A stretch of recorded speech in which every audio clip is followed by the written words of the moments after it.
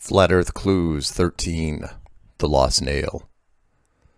For want of a nail. For want of a nail the shoe was lost. For want of a shoe the horse was lost. For want of a horse the rider was lost. For want of a rider the message was lost. For want of a message the battle was lost. For want of a battle the kingdom was lost.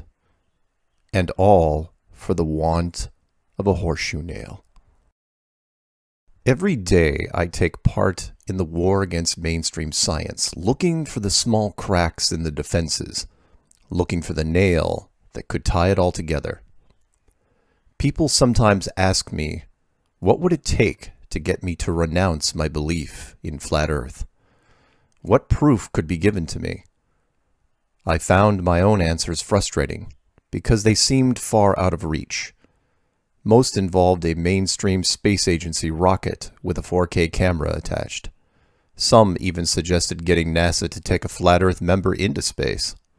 Bold, but unrealistic.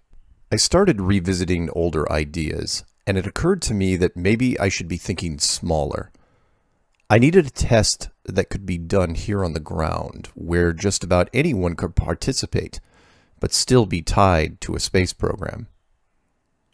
What I settled on was the astronaut suit. This is not to be confused with a G-force suit or G-suit. A G-suit, which fighter pilots use, is part of the plane. It's connected to various tubes and systems. The self-contained astronaut suit, objectively, is probably the most remarkable piece of engineering in the world. Let me explain. Consider what the astronaut suit, or spacesuit, does. It protects from extreme heat, extreme cold, maintains oxygen levels, humidity levels, has a communications array, and, most importantly, has some sort of compression system that counters the massive vacuum force of space, accomplishing this through a high-end microprocessor, runs completely off battery power, and it has never failed.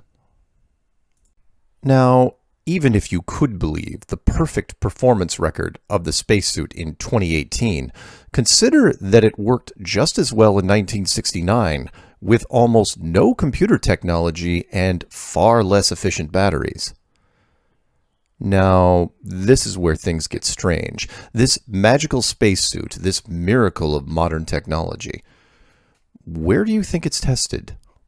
If you ask anyone tied to NASA, they'll tell you it's tested in water.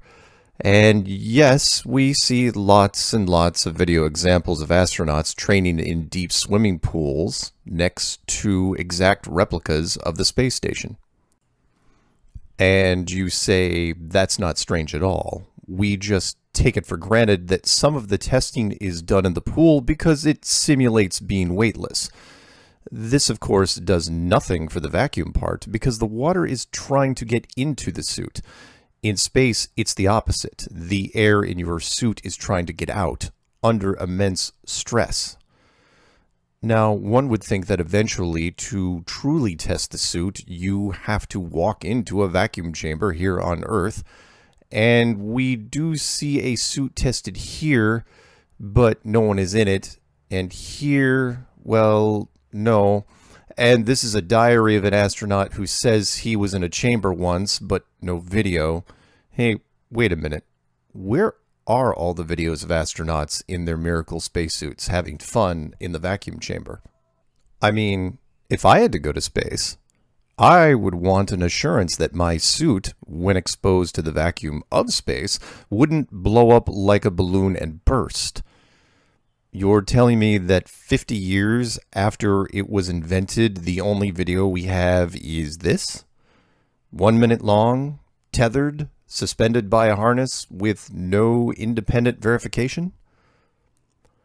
You're not testing the suit because the suit doesn't work. It can't work.